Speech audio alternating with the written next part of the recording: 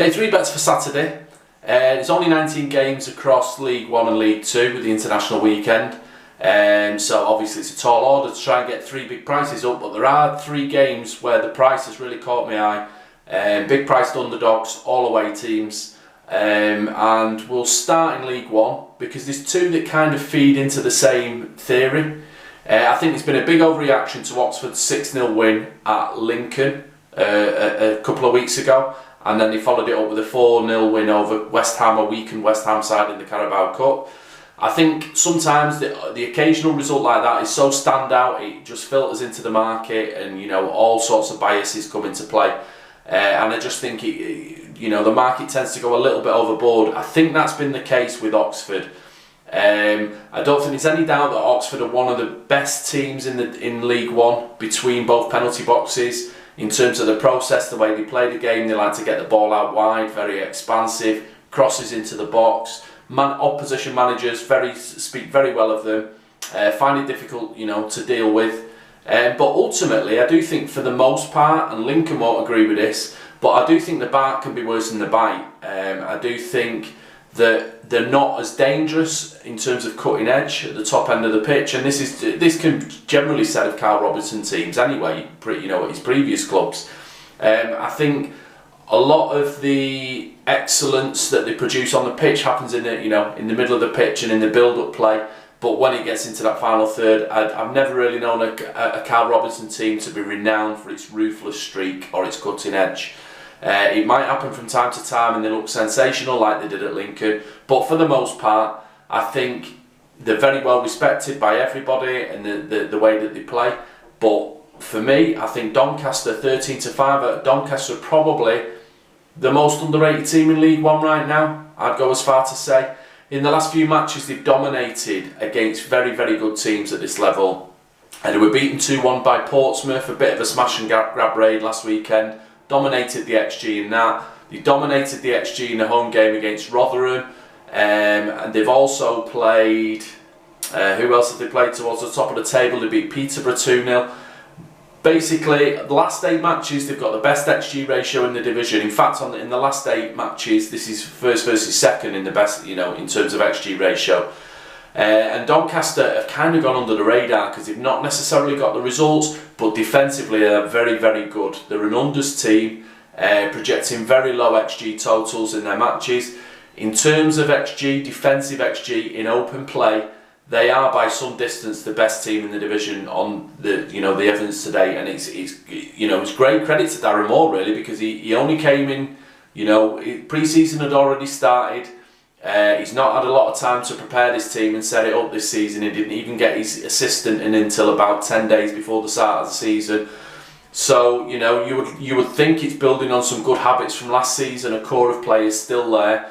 Maybe some of the less heralded players that were in that Doncaster team that finished in the top 6 last term. So I just think they're very under the radar, very underrated side.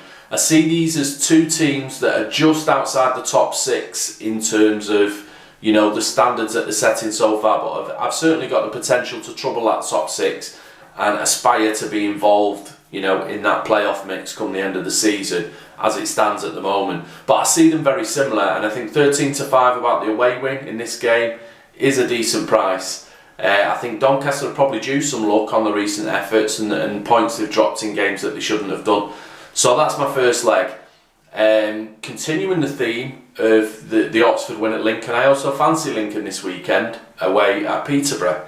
2-0 winners over Sunderland last week. That led to Jack Ross being given the sack.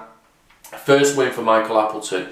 Now I think the thing to say about Lincoln is the process is definitely going to be different under Appleton than what it was under Danny Cowley.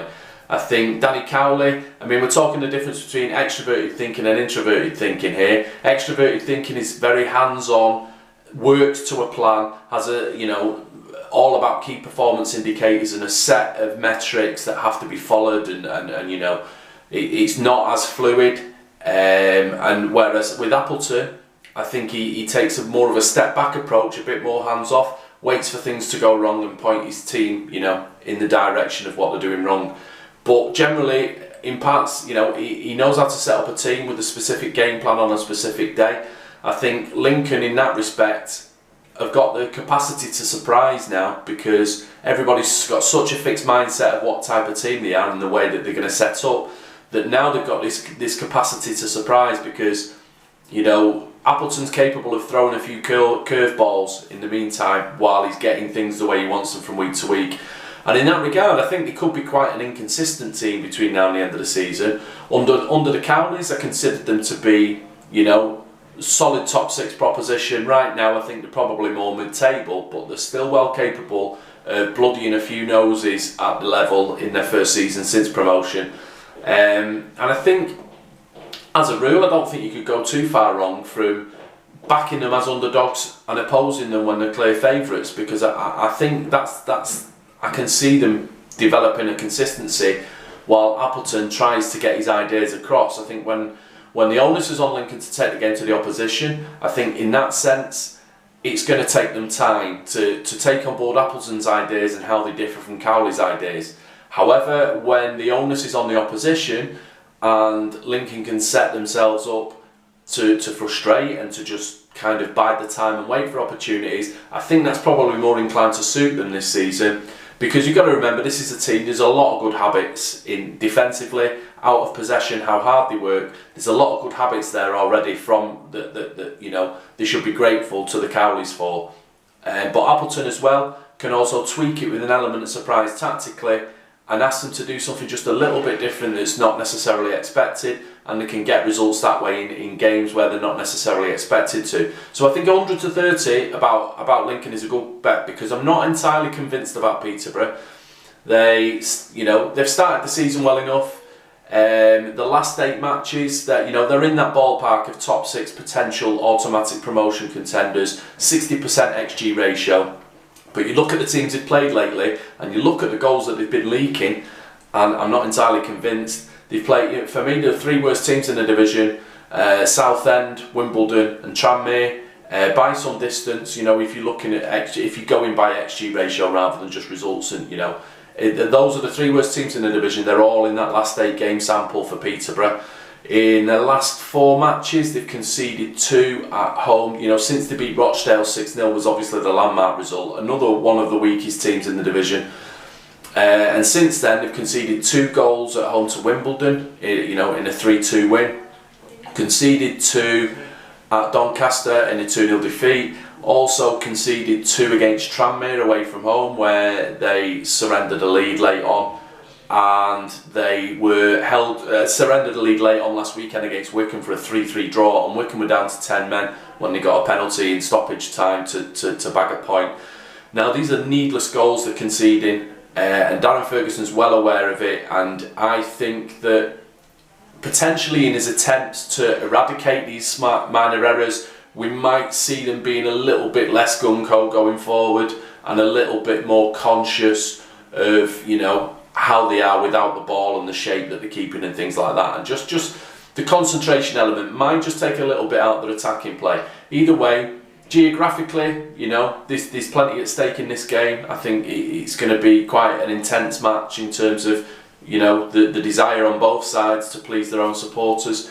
So I think it can be a tight affair, and if it's a tight affair, I think that suits Lincoln. I think if it's a wide open affair with loads of chances, then I think hands down Peterborough should win the game. But I don't think it will be a wide open encounter. I think it will be tight and cagey, and that will suit Lincoln. So 100 to 30, with the doubts I've got about Peterborough and the sample that we're working to of just how good they are, I'm not entirely convinced yet.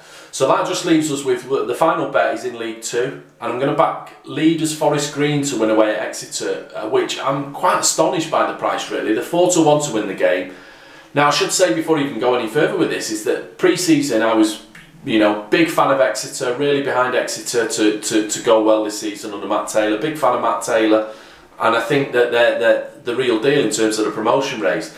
By contrast, I've never really fancied Forest Green. I didn't fancy them for much of last season, even though they made the playoffs. And I've not really been overly impressed at the start of this season. However, we now find ourselves in a position where the top of the league, they've kept 5 clean sheets in the last 6 matches. The goal they conceded last week in a convincing win over Crawley was, you know, they were 2-0 up and cruising at the time when they conceded that goal. And yet they're 4-1 to win the game. Now my ratings make the price right, make the supremacy price right, but I think sometimes you need to look beyond the numbers and just apply a little bit of common sense. There's a team here that's not conceding goals. You know, their XG ratio earlier in the season was dreadful. It was, you know, bottom 8 material, yet they were getting away with a lot. They were getting some results that weren't expected. Recently the XG data's improved, and you know, for me, the process is working to an extent. I'm not entirely convinced that, you know, I'm certainly not convinced that they're the best team in the division and that they're going to stay there long term, but in the position that they're in right now, top of the table, and on the back of so many clean sheets and you know, keeping teams from really creating not too many chances, then I just don't understand the price of 4-1. Exeter, I do like Exeter. I think Exeter, you're going to get a certain standard from them every single week. I think they can go to any ground in the country in League Two and get a result. I don't think there's any game beyond them that where they can get results. But I think when the onus is on them to take the game to the opposition, I don't think they're necessarily the most creative and the most, you know, I don't see them as a team that generally can just impose themselves on opponents at home and become irrepressible and, you know, unable to contain them. I think they're a team that is going to consistently grind out results, and it's all about what happens in both penalty boxes. But in order to score against Forest Green, you need to get into the opposition penalty box, and I don't think they'll get in the opposition penalty box as much this weekend as they do in most matches.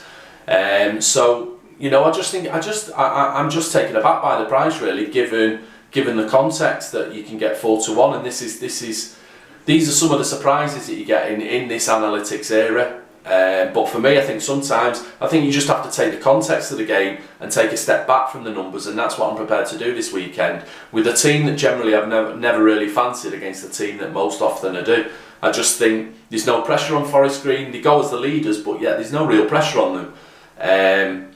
It's up to Exeter to take the game to them. They can sit back, as they like to sit back, and just, you know, keep possession in their own half of the field for the most part. But if they get a goal at any stage, you know, it's there for them. And I think 4-1's a huge price. So we're looking at, as a treble, it pays 77-1. Play it as doubles as well, you're looking at anywhere between 14-1 and 20-1. So they're my selections. It's Doncaster at 13-5, Lincoln at 100-30, and Forest Green at 4-1.